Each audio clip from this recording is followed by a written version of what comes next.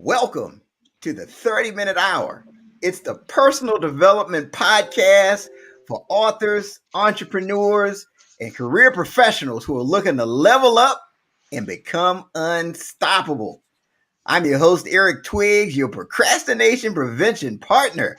Joining me as always, you know him as the super CEO, the business strategist extraordinaire, and all-around good guy, Ted Fells.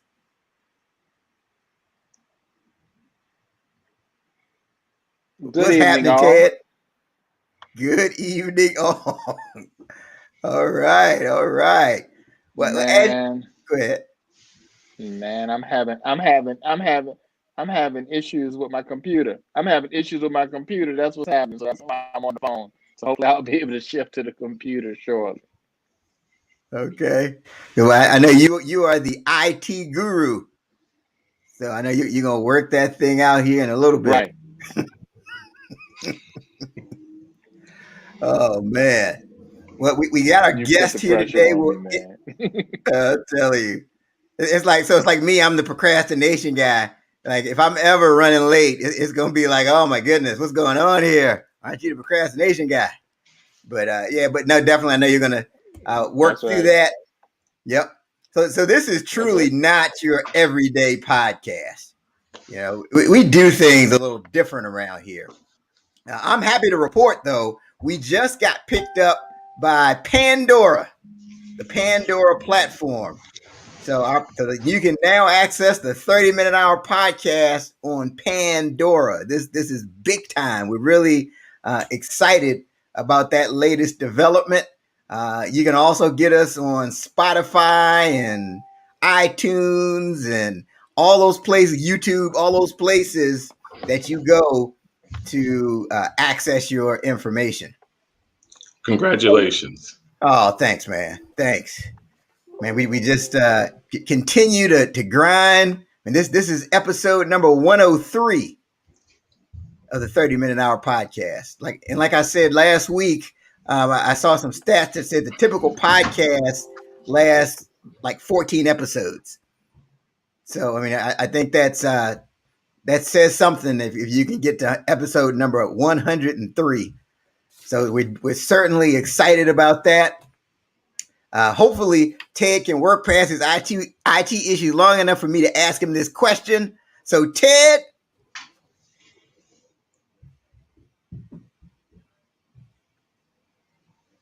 Yes, sir. All right.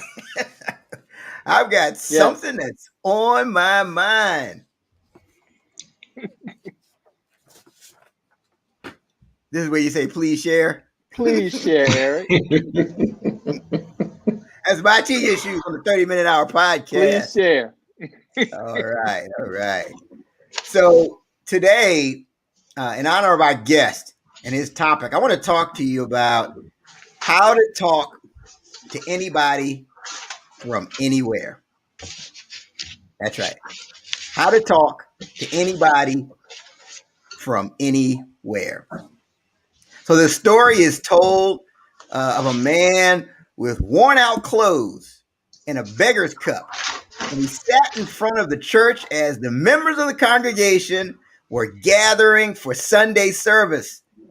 And several members, they greeted him with kind words, their gestures, their tone of voice and body language. It told a completely different story, right? They looked at him with pity. And they made it obvious that they didn't want to have extended conversation with him. They didn't want to make physical contact. It was obvious, right?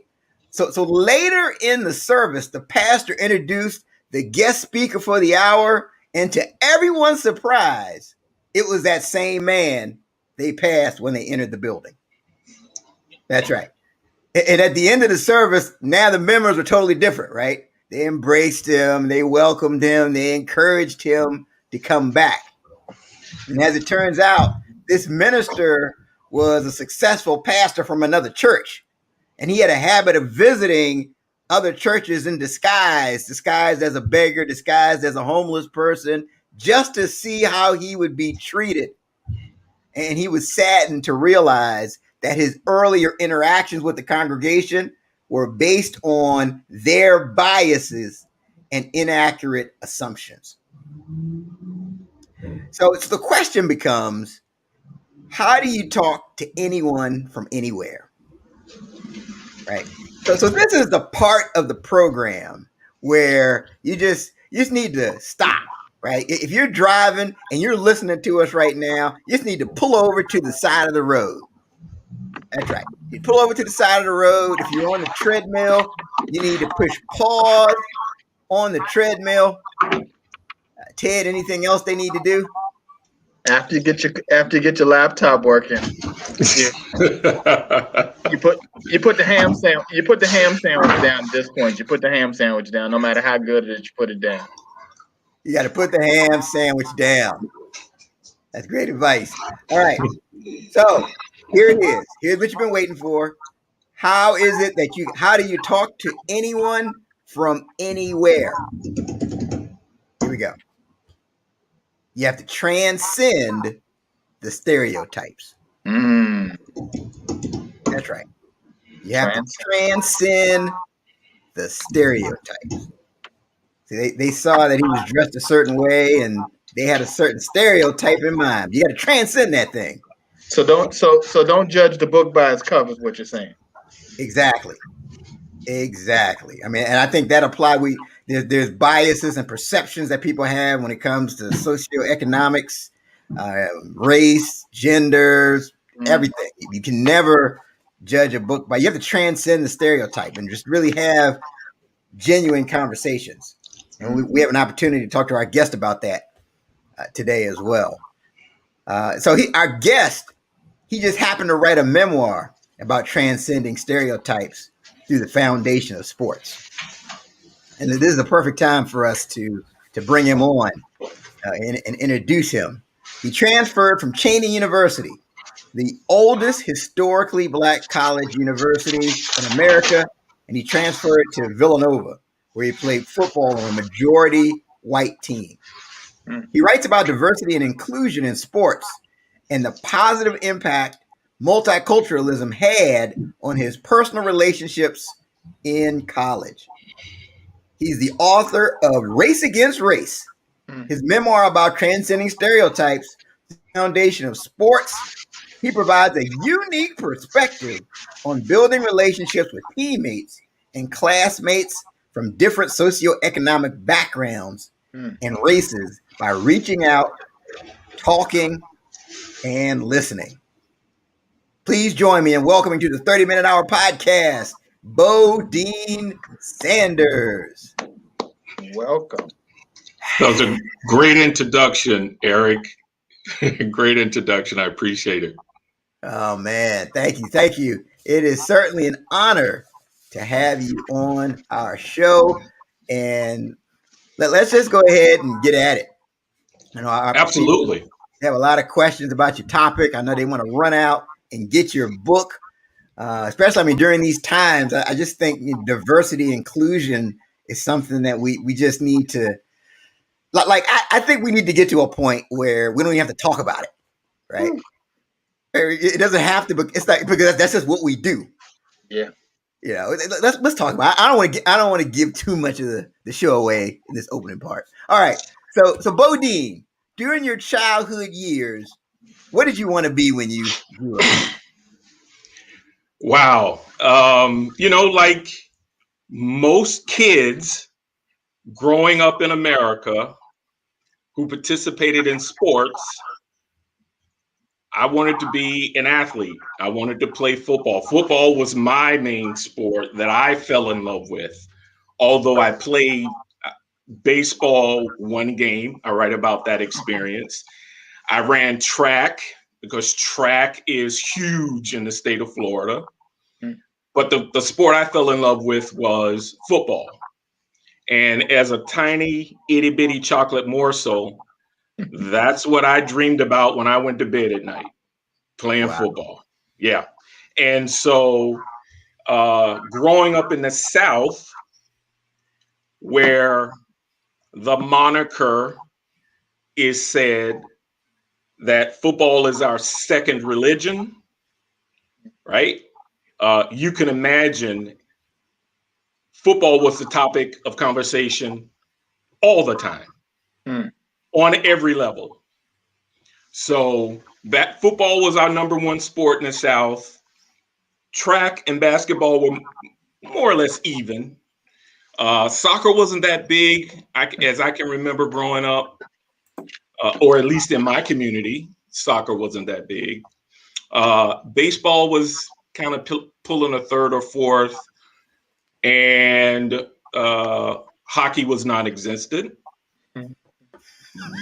Volleyball might have been on the radar for a few of maybe girls volleyball. I don't think we had a men's volleyball team. So it was football all day long, from breakfast to the time you went to bed and started dreaming. It was football. That's what it was like for me growing up in terms of how I started with the love of football. Okay.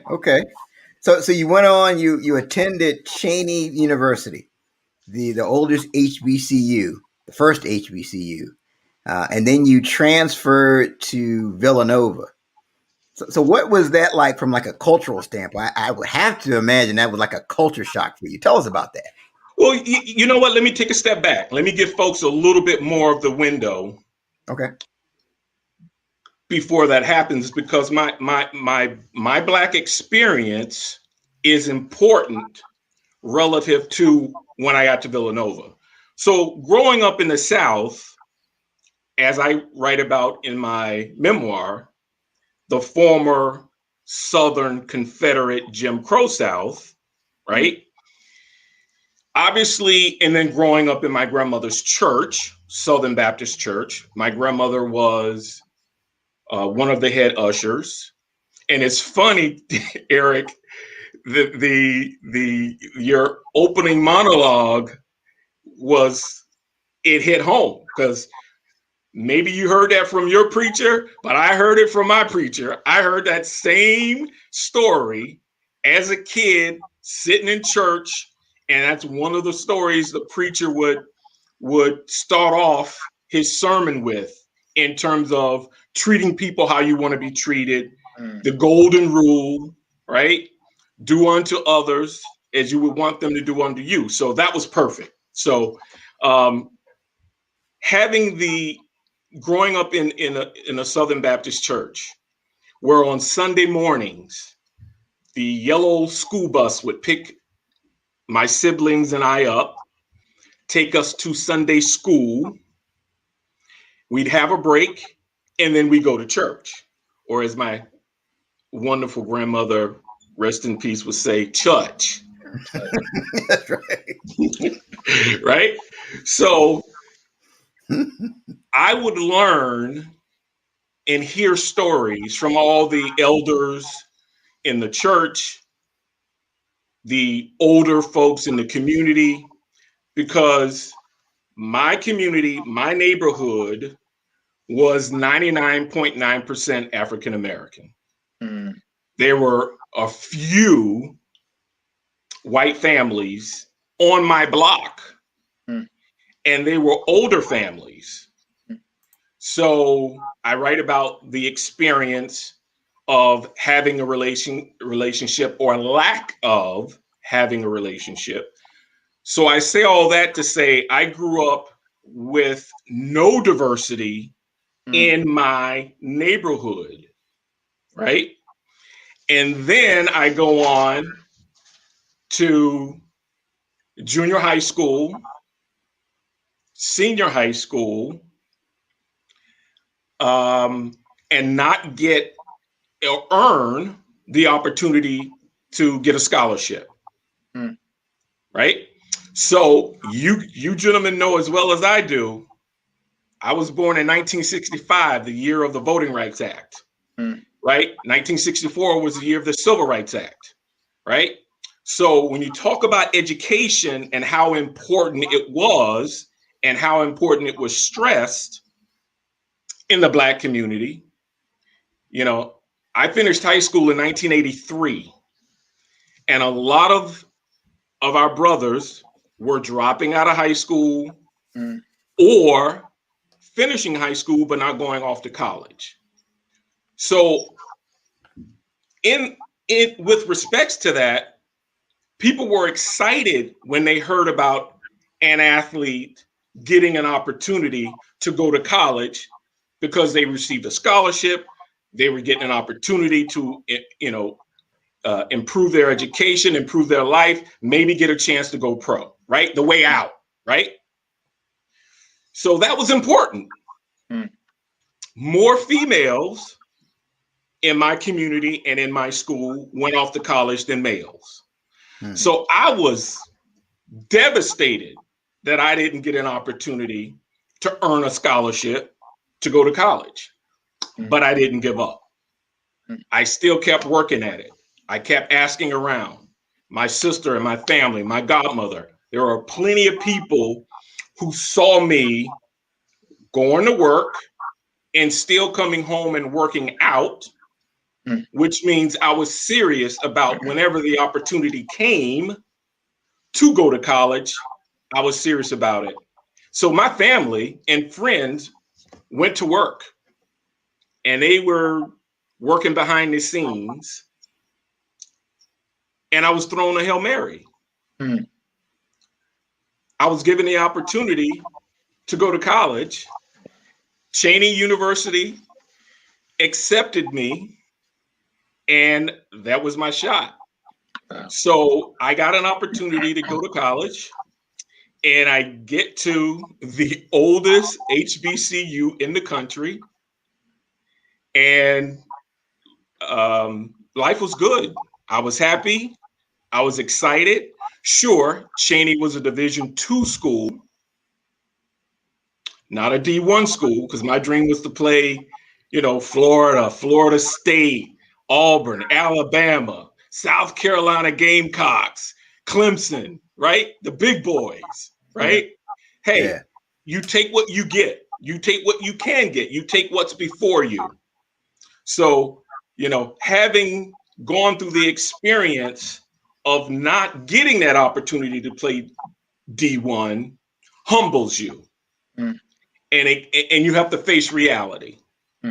So I faced reality. Cheyney was an opportunity. I couldn't pass it up. Boom. I was migrating from the south to the north.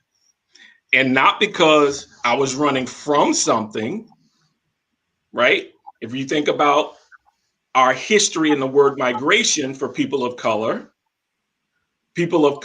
like my grandmother's siblings, migrated to Detroit from the South because they were looking for better opportunities, education-wise, economic-wise, but they also wanted to get out from under the thumb of the harsh rules of Jim Crow, right? Yep. And so, but mine was a little different. I was migrating up north for, an opportunity, but a positive opportunity. I wasn't running from anything. I was running to something, to that opportunity that presented itself. I love Cheyney. Great school, small school, doesn't necessarily have the cliche of Howard University or other HBCUs like FAMU or Bethune-Cookman. Or Hampton. You're right? Or Spelman or Morehouse, right? Or Norfolk, right? Right? Yeah. But hey, it was an opportunity. And so I wasn't going to let my family down. I wasn't going to let anybody down, let alone myself. And I focused. And I was there as a walk-on. I had something to prove.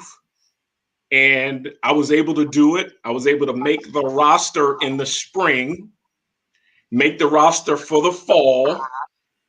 And so things were going great until I got an opportunity to visit Villanova. And it was like divine intervention. Villanova dropped their program after Howie Long was drafted to the Raiders. And Villanova dropped it for 3 years, brought it back. And on my visit to Villanova, which is not that far from Cheyney University, it wowed me They had a turf football field. I felt like I was being recruited because I met the athletic director. I met the athletic director's son. I was staying in a dorm. I stayed a Friday night and a Saturday night, and it was over Easter weekend. So a lot of the kids on campus were gone. I attended an Black Cultural Society party on that Friday night. So I was like, wow, I'm staying in a dorm that has a pool, a cafeteria, and a gym. I'm like, whoa, I never heard of this. Wow. Right? Literally in the dorm, a cafeteria, a pool, full Olympic-sized pool, and a basketball court. I was like, wow, this is the place for me. To me, this was big time. Yeah. Yeah. So after having a conversation with the athletic director and finding out they're starting their program up again, he said, let's communicate during the summer. And if you can get in, we'd love to have you be a walk-on and try out for the team, because everybody is going to be in the same position as a walk-on. We're trying to build a new program here, right? Basically his words.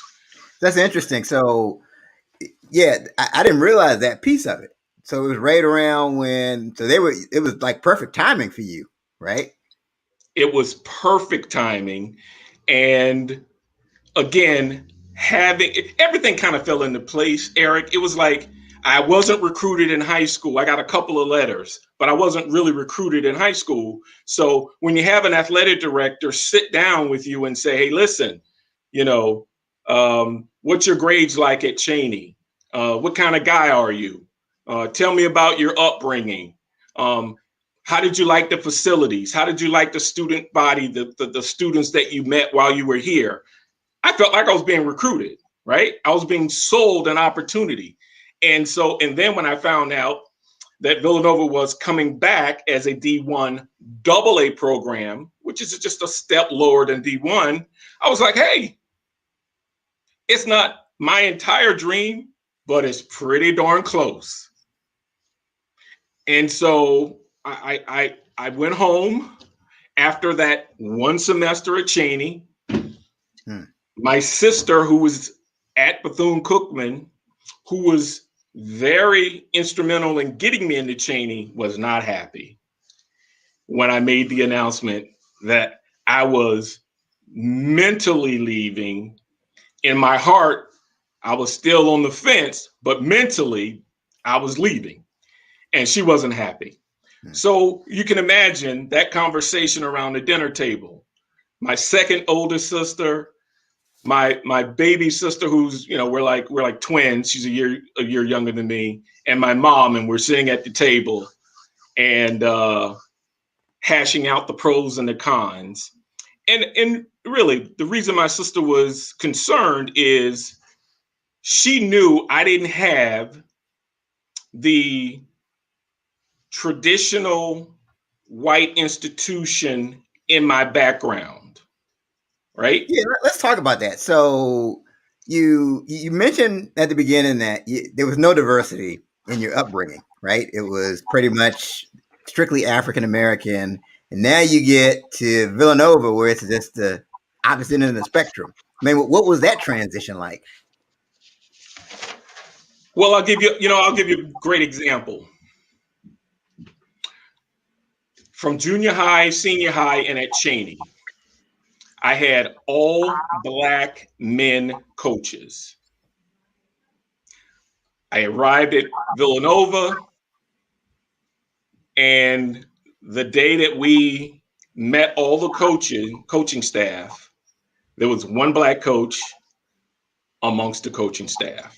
Mm-hmm. So what are the chances of that one Black coach being my position coach?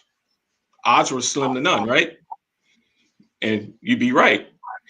So my first position coach at Villanova, I remember him and I'll never forget him, Paul Ferraro from New Jersey, white coach. And so I had to make the adjustment. Why did I have to make the adjustment? Because he, as a coach, had coached Black athletes before. So it wasn't his problem that I had never been coached by a white coach before, right? So I had to make the adjustments. But what was great is I had teammates who were there to help me navigate that and adjust. So just curious, like, what were some of the differences? So you've been coached by blacks your entire life. Now it's this, you've got this white stat. What were some of the differences that you had to adjust to? Well, there was no differences. Hmm. It was a difference in my mind because of where I grew up. Okay. And what I mean by that, I'll give you another example. I had Black men coaches. Okay, remember how in the day a coach could grab your face mask and pull you close to him and yell in your face? They don't tend to do that anymore, right? So in other words, I had to give the same respect to my white coach as I did the Black coaches. That was my adjustment, right? So if I would allow a Black coach to pull my face mask and get in my face and yell at me, I should give my white coach the same level of respect. Once I was able to do that, then he was able to coach me and help me become a better player. So how was I able to get to the point where I would I would give him the same respect that I gave my Black coaches? Again, my teammates would say, hey, listen, Bo, he's a great coach. You can tell he's a player's coach because he cares, right? And he's only yelling at you the same way a Black coach would yell at you to make you better. My problem is, again, I had lack of diversity. So once I was able to take a step back and say, okay, it's not that he's yelling at me because he don't like me. And it's not that he's pulling me close to the face mask because he don't like me, or because I'm from the South, or because I'm Baptist and I'm at a Catholic university.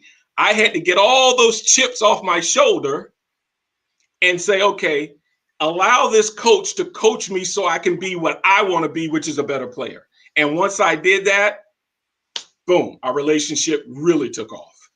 That's interesting. So you kind of went into it thinking that the issue was them, right? It's the coaches, it's this. But you realized that the issue was you. And the reason why I went in thinking it was him is because of where I grew up and the way and the conversations I heard growing up about the white man. Right? If you grow up in a segregated community, right, and you grow up not having a relationship with a white coach or a white man, right? So I was basing those thoughts were based on hearsay, not actual evidence. Right? Now, I could see white coaches on TV coaching other Black athletes. But when you're watching the game as a kid, you're not thinking about, well, what their relationships like? Do they really like each other? Right? Off the field.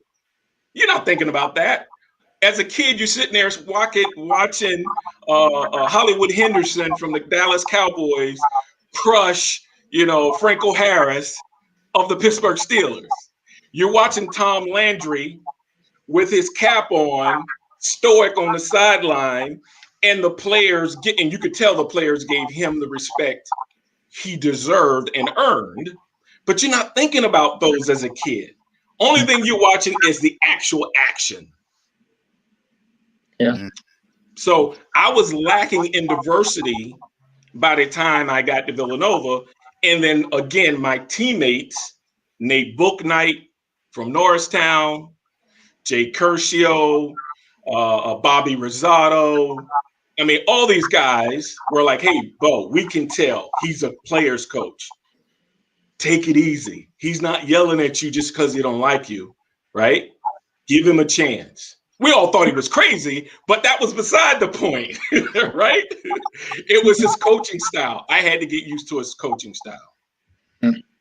So how did that lesson apply to off the field when you go into another environment similar to like Villanova? Like how would you apply that same lesson? So what I was able to do was I'd listen to my teammates, right? I listened. I trusted them because we were teammates. We were going through blood, sweat, and tears together. So we were building a relationship. So when I take their advice and information off the field to the dorm or to the cafeteria, I was able to remember that, hey, I am new to this new environment. I'm from the South, Southern hospitality. When someone makes eye contact, you say hello, you smile. Well, listen, if some folks are from New York, that's not that's not the way they operate. They look at you like, yeah, well, why are you speaking to me? Right? Right. So I had to make the adjustments to the different environment, meaning people are from New Jersey, people are from New York, people from DC. There were people from the Midwest, Chicago, right? Maine, Connecticut, right? So I learned quickly, give people a chance, meet them where they are. Everybody's personality is different, and give them a shot, which helped me adjust to my new environment. So I was able to take what I learned in the field and apply it to the rest of the student body. And believe me, there were people who were talkative, smiley, approachable, who were from the Northeast. Sure. But generally speaking, if you met somebody from New York, you knew they were from New York. Oh yeah. that is true. Yeah. So you said something that really stood out. You said three things. You said give people a chance. You said meet them where they are, and everybody's different. So just think about it. Like if you go into any type of situation with that mindset, I mean, the theme of the show is how do you talk to anybody? If you keep those things in mind, I think definitely you'll have success. And you go ahead. Yeah, you find common ground. Yes. Right? You find common ground, right? I had, again, to use my defensive back group, cornerbacks, strong safeties, free safeties, using that group, we were together more than we were with our classmates, right? We were together more than we were with our families, maybe even our girlfriends. So we were able to build a chemistry on the field, in the locker room, in the dorms, in the library. So that was my immediate family. Learning from my immediate family allowed me again to say, okay, if it's working here, it can work away from the field or off the field. So then what I found is you find common ground. If Bobby Rosado liked Italian food and Nate Booknight liked soul food, but all of a sudden the three of us find out we all like Chinese food or Japanese food, now we found that common ground. Let's go from there and build a relationship. I'll use music. Bobby Rosado may like jazz.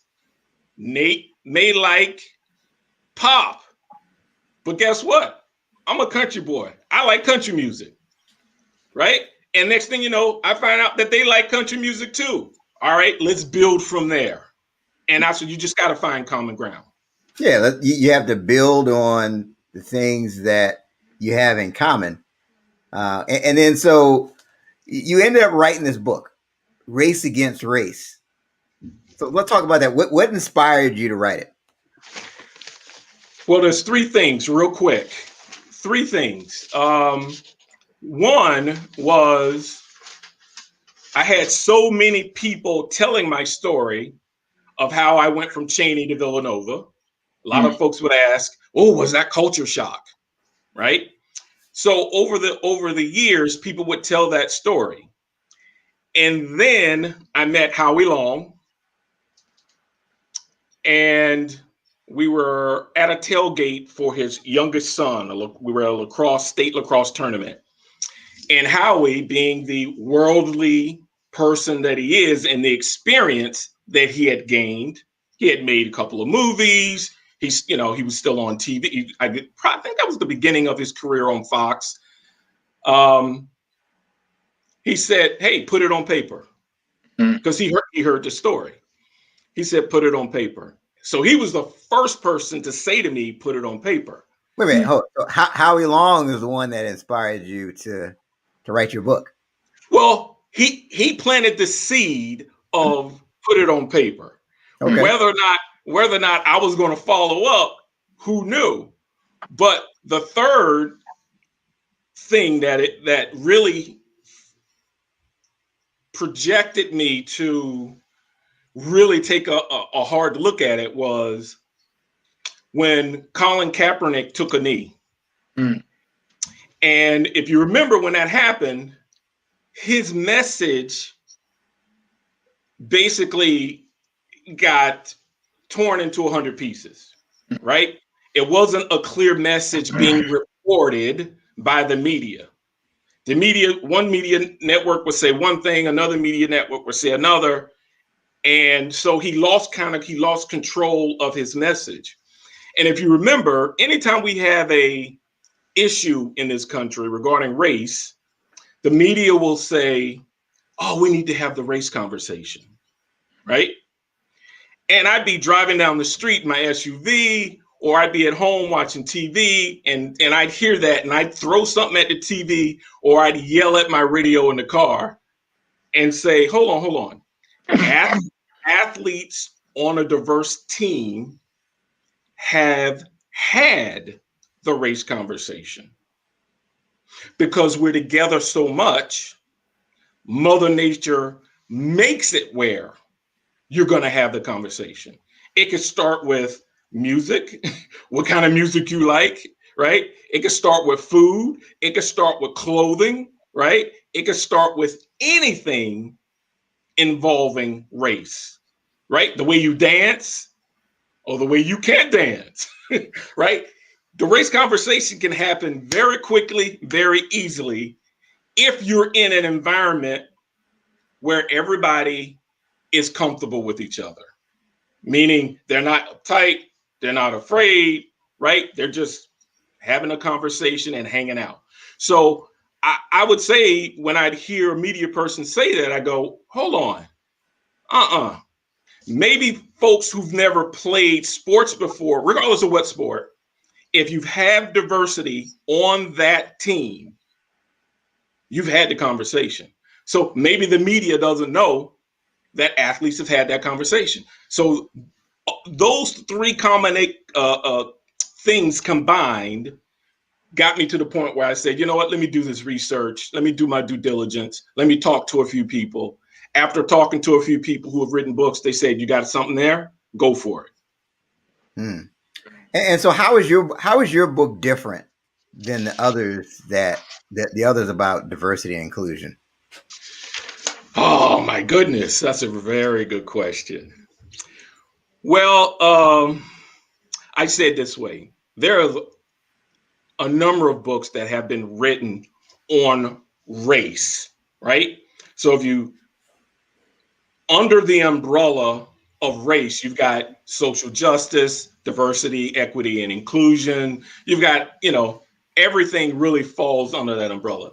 So you've got academics that have written books about race from a socioeconomic standpoint, a systemic or institutional standpoint, an educational standpoint. So, there's a lot of, and then even from a Black athlete standpoint, right? So, or just from an athletic standpoint, right? So, while doing my research, I discovered that, you remember the movie Blind Side? Mm-hmm. Yep. It was a book before it was a movie. Right. Yeah. Right. I know if anybody's in my age group, they remember the movie Brian's Song with Billy D. Williams. Mm-hmm. And who was the other actor? Oh, come on, I'm going brain dead. He was in the Godfather movies.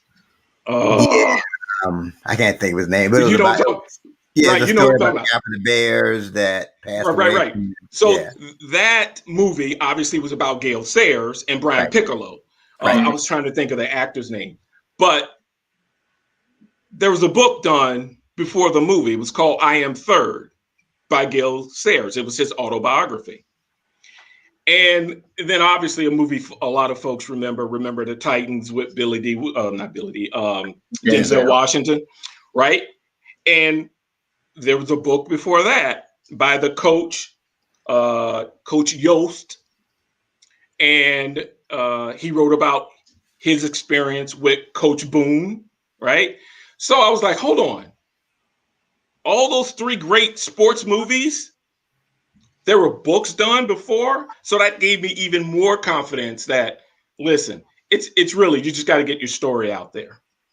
So I said to myself, the difference between my book and maybe those three books is I'm going to go deeper.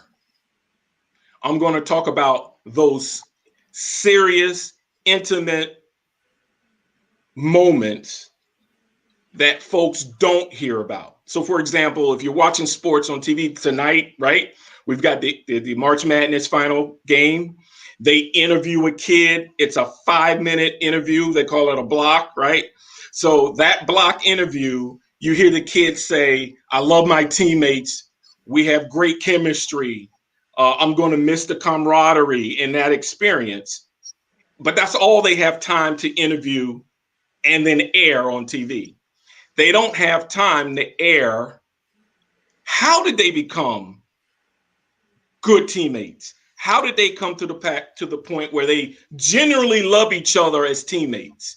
In other words, how was the sausage made?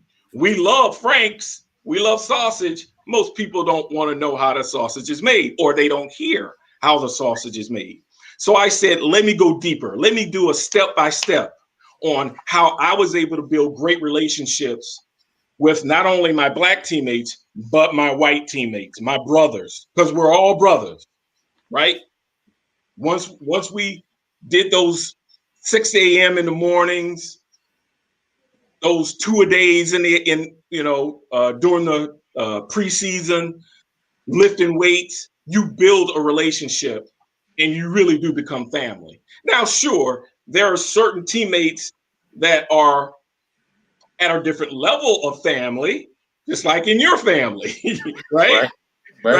But you do have a genuine team family relationship with your teammates. And I wanted to write about how that happens. So it sounds like, go ahead, Ted. I really think that, I think it really comes down to when you have a, kind of what's that common denominator? Like when you're coming together, from what you're saying is, it's okay. We want to, we're trying to win games together. Like we're trying to win a championship together. Mm-hmm. And so, so in order for you as a quarterback, you need me to block, you need me to, catch, make a tackle, whatever. Like we have to lean on each other. Absolutely. And I think that in a lot of situations, if if people can come together for whatever that common goal is, whether that's in sports, whether that's in a company, or whatever those things are, and really understand what the mission is. I think that that people can come together and do that. And then sometimes I also think that some of the things that happen that maybe appear as a race thing is just maybe wanting to gain an understanding of a difference, right? Like you eat that, I've never tried that.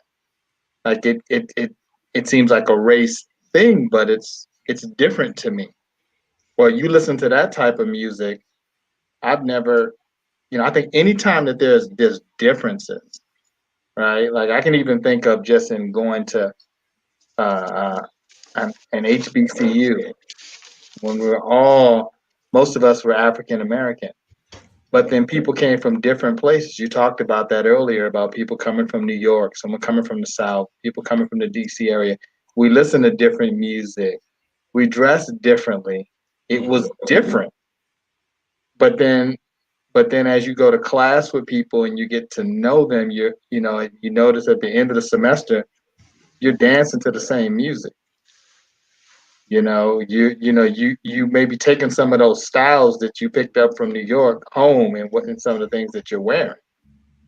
And so I just think that if you can get, I don't think it's anything wrong with, just trying to get an understanding of differences.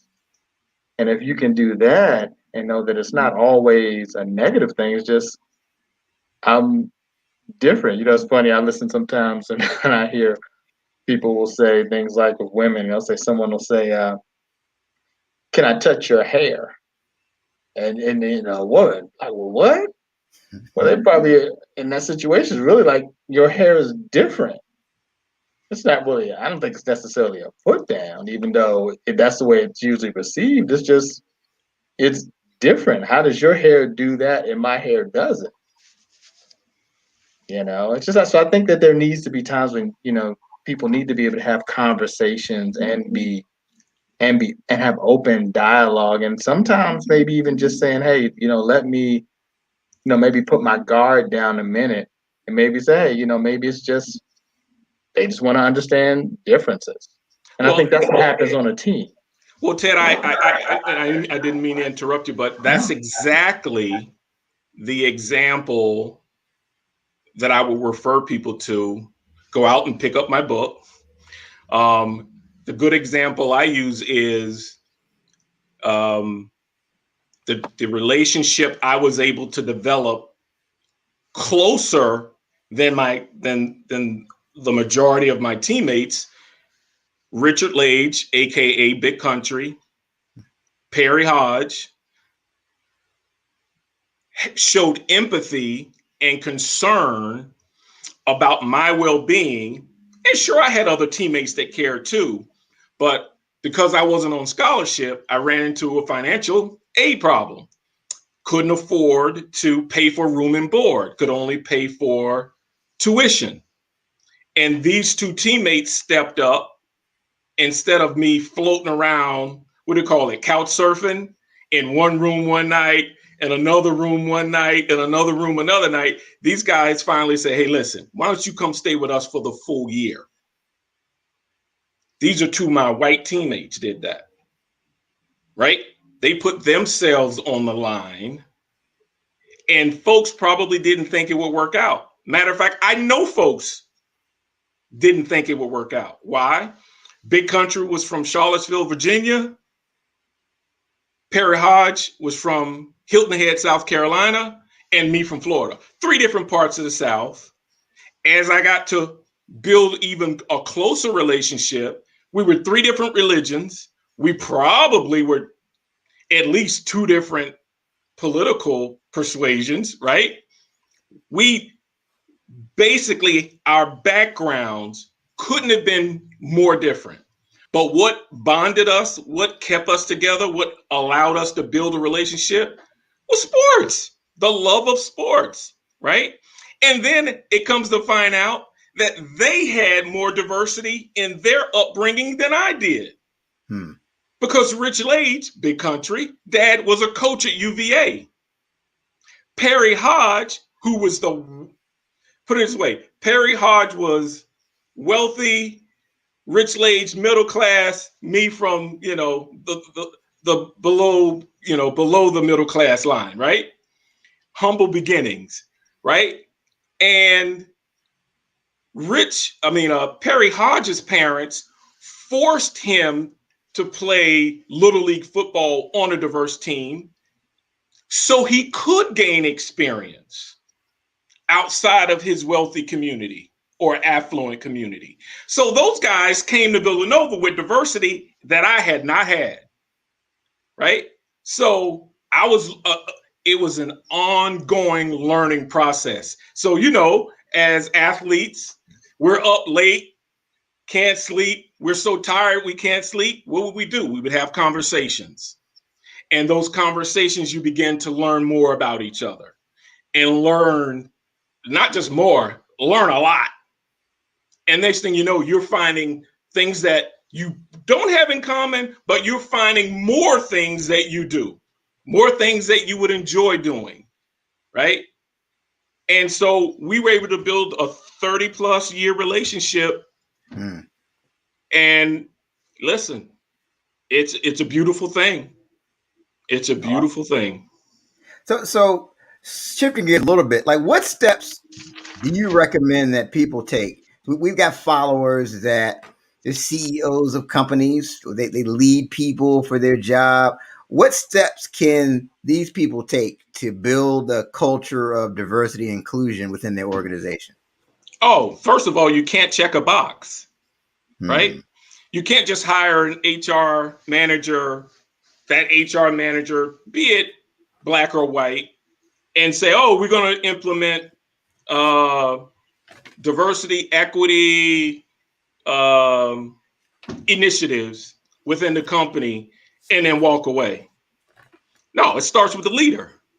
The leader has to be 100% engaged, right? And it all starts with the leader, right? Let's just use the sports analogy. If the owner isn't engaged and meaning doesn't care about winning, only cares about making money, if the general manager and the head coach sees that the owner only cares about the tickets coming through the gate but not winning a championship, it's going to trickle down to the team. You're never going to get a real chance at winning the championship. It starts with the owner. I know a team like that. But that's another show. But go ahead. It starts with leadership, right? Leadership, and you can't just make a public statement and then walk away, right? Right. You got to be a part of the process, right? You can't go from practice to winning a championship in one weekend. You've got the entire middle part, the process, in order to get to the championship and win. So leadership has to be involved from day one. And a great example is Tim Ryan of, oh my goodness, I'm going Proctor. Bo, what is going on, man? What? Man, you up against stuff, man. Hey, it's age, and hopefully it's not too many concussions from banging heads. Oh man! Listen, Price Waterhouse Coopers. There you go, the CEO of Price Waterhouse Coopers. I knew it would come to me. He's a perfect example of leading his organization regarding diversity and inclusion and equity. Great example. Look him up. Yeah. No, we've got a couple of good comments. Eric Black, shout out to you for following us. Says words followed by actions. There you go. I think that's a key thing. You say a lot, but what do you do? And I'm telling you, one of the things I look at is, do you see people at the top levels that reflect that diverse culture that you say you want, right? Do you see a mixture? I think that's a good indication that the person is not just talking and giving lip service. Well, I think, and you're right, and I think organizations are starting to find that out. And again, sports is a good example, not a great example, because there are some issues within sports regarding seeing your reflection at the general manager level, right? There's ongoing head coaching levels, and it depends on each sport, right? But we all know, right? If you see someone and see your reflection in someone that's at a higher level than you, it inspires you. It keeps you in the fight. It motivates you. So that's, it's real. It's not phony. It's not fake. It's real. The question is, are you, as a leader of a company, elevating people just to say you elevated someone? Are you elevating someone because they earned it? They've proved they should be there, and then allow them to show their talent.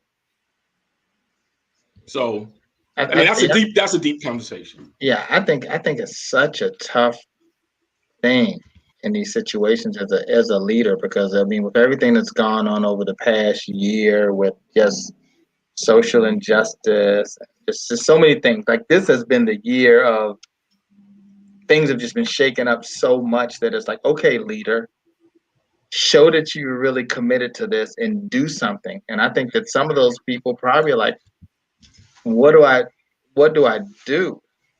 What do I do in this situation? Do I, like the point that you just made? Okay, well, I want to maybe diversify some of my, my executive staff, but then it's okay, but do I have, are there qualified people, right? So you gotta, you wanna, you don't want to just, like you said, check the box and say, okay, I have one of each, type of person or whatever. I want to have the best diverse team of the top performers. Well, you know how to handle that problem? Yeah. It's like recruiting. Go find them. Yeah. Right? If you need a quarterback and you're Auburn, Alabama, Florida State, Notre Dame, you need a quarterback because your senior's graduating, what do? You go find the best quarterback in the country that fits in your system, that can play the position, right? You don't sit back and wait for a kid to write you a letter and say, hey, coach, I'm in Alaska. No. Yeah. You use your resources, right? Your coaching staff, your recruiting staff, and you say, go find me a quarterback that can help us win a championship. Well, the leaders of these companies have to do the same thing. Go find the people you're looking for.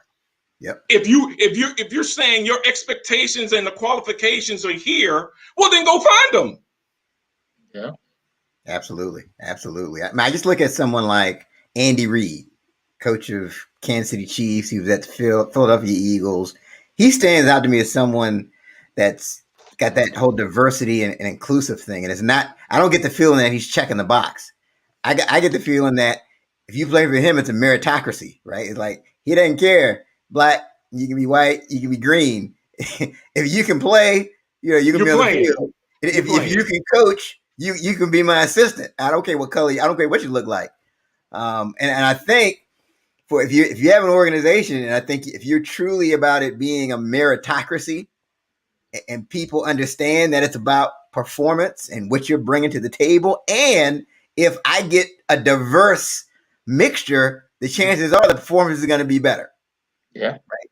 Ted has experiences that I don't have. Bo has experiences that I don't have. If I just go off of everybody that's just like me, the company's not going to be as good. Yeah. There you go.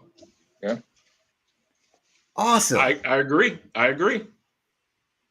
Yeah, this has been an enlightening episode of the 30-Minute Hour podcast. I mean, this whole thing about diversity and inclusion. Again, we got another comment from Eric. He says it's the most heavily recruited position by organizations now, that diversity and inclusions person. I think that's key. But I just think we have to get away from this thing of checking the box and really appreciate the value of bringing these different viewpoints to the table. Right. So this is a perfect opportunity for us to go around the horn, and this is the part of the show. So Bo Dean, Ted loves this part of the show, by the way. Love it. This is his favorite part.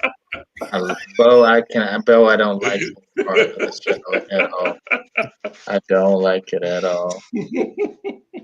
But this is what we each give our closing thought to help people to become unstoppable, based off of what we talked about during the episode. So, Bo, since you're the guest of honor, what is your closing thought that you want to leave the people with?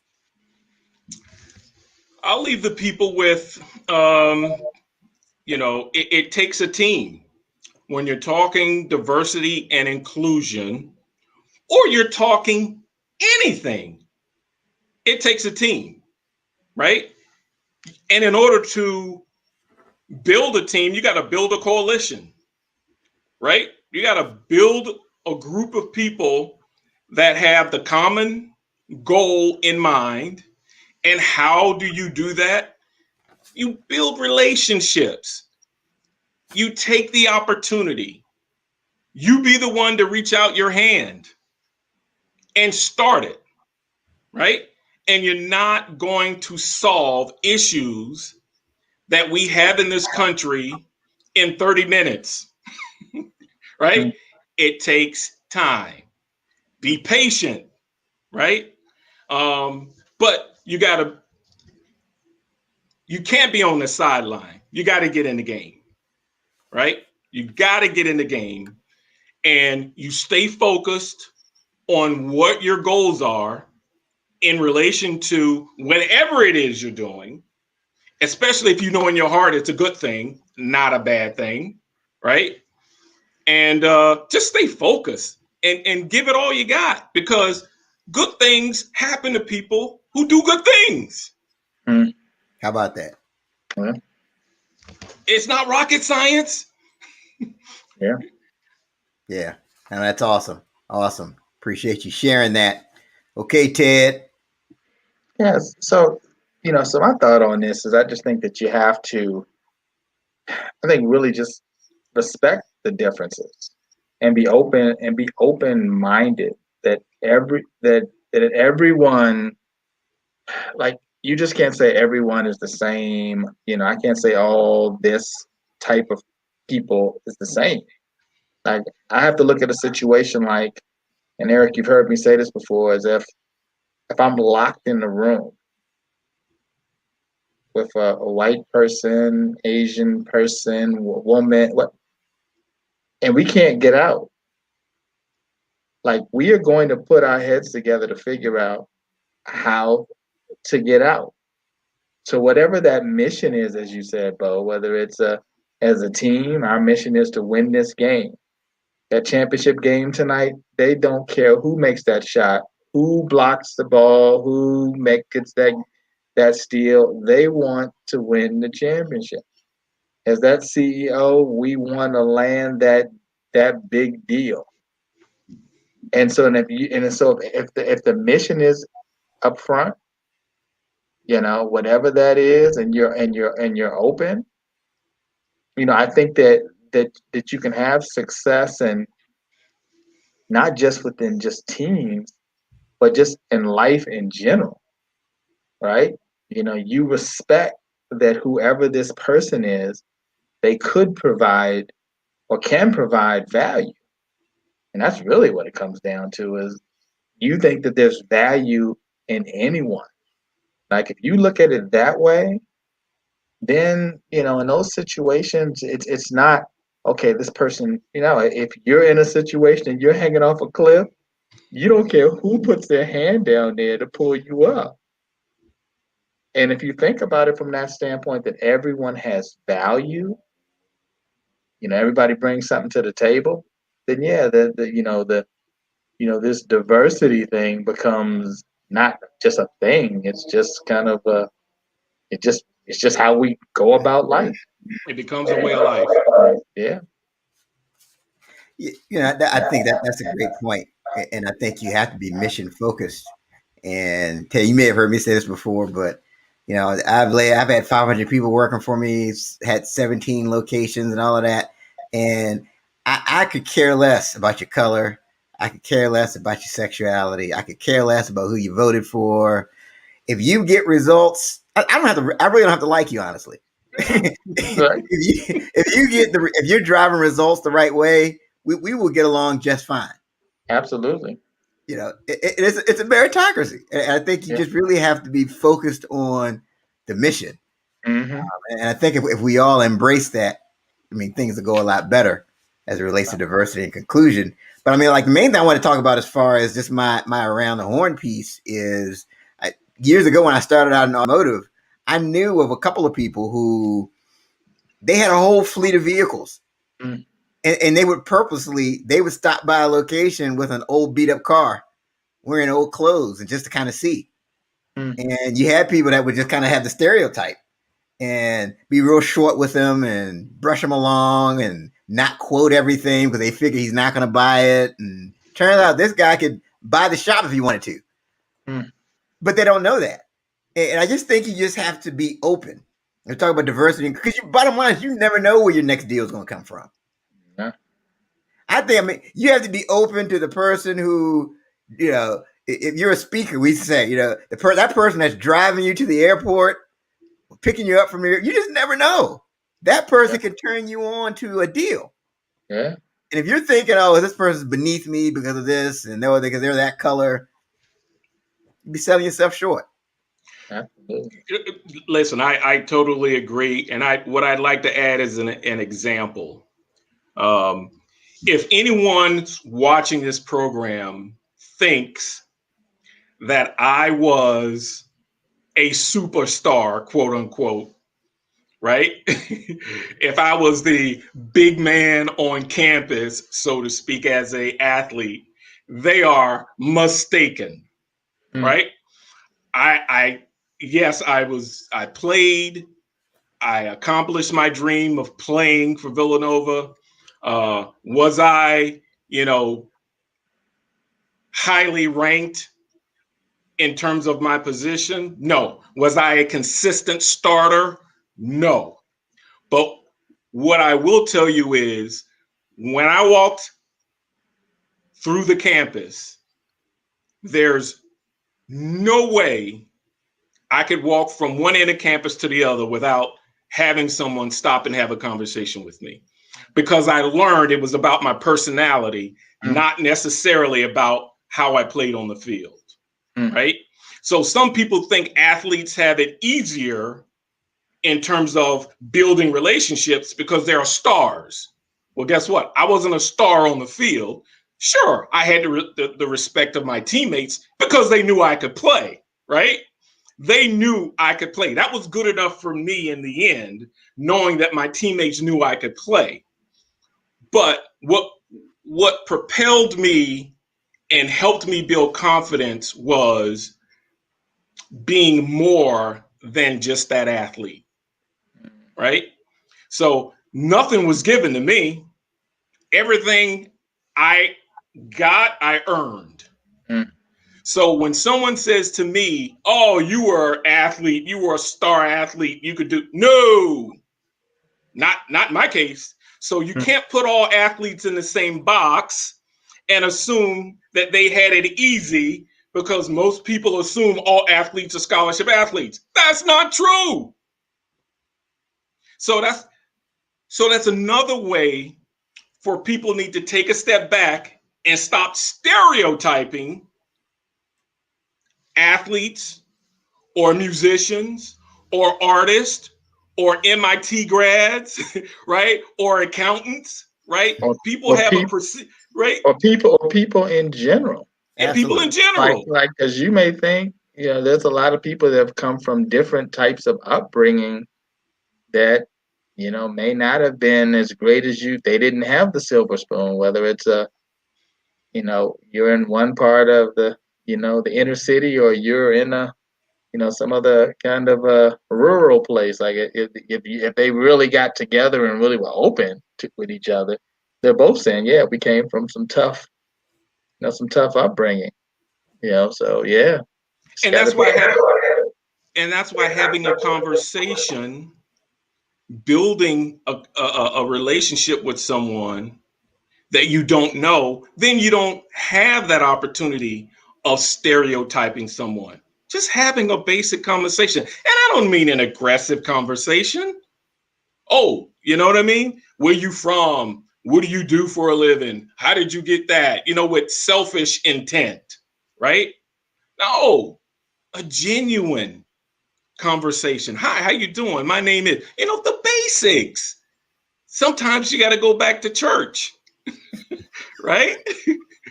It's just the basics of how do you greet, like little kids, they meet each other on the park, they didn't know each other. Hey, my name is Sue, my name is Karen, let's get on the slide. Boom! How did we forget that as adults? Because we bring baggage with us instead of luggage, right? Exactly. We bring baggage with us instead of luggage. I like luggage, not baggage. No, great. That's great. Yeah, I think that's the perfect comment to end this episode on. Yeah. I just think we need to go back to the basics, right? Sometimes you get away from the foundation. Yeah, I think you got to get back to the foundation and get back to establishing that common ground. I think there's more things that join us and separate us. We just need to be open to those possibilities. We want to thank Bodine Sanders. And before we sign off, tell everybody again how they can access a copy of your book. Oh, it's easy. You go to my website, Bodine Sanders. Oh, hold on. Go to the website. You can just Google it. I really don't like saying it, but I do have an angle of arrogance about me. Just Google me, Bodine Sanders. Go to my website, bodinesanders.com. All the information you need is on my website. You can click on the book link, the media link, and see other interviews that I've done.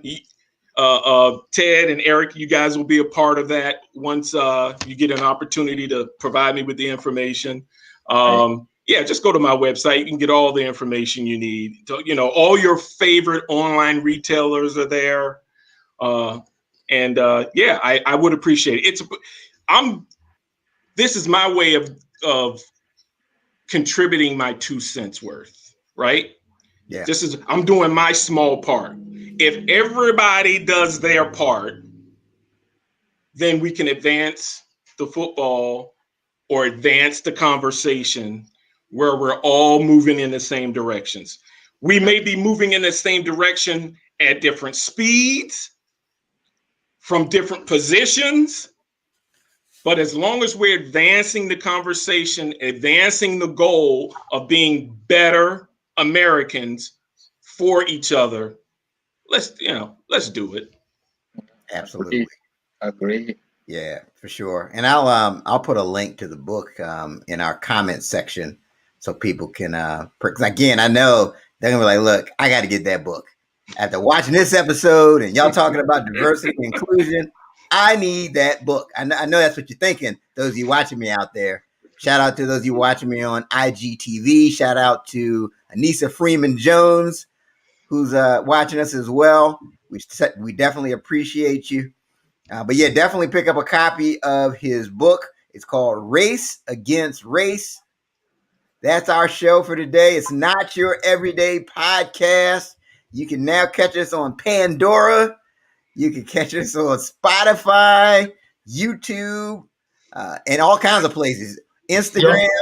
You had no excuse. You had no excuse. If you don't catch us, because you don't really want to catch us. Exactly. we got you covered. You said I don't do Facebook. We got LinkedIn, YouTube. We got everything. We got all your bases covered. That's right. All right, that's my shameless plug. Yo, let's go watch the game. All right. Yeah, that's our show for this week. Until next time, have a great one. Have a good one.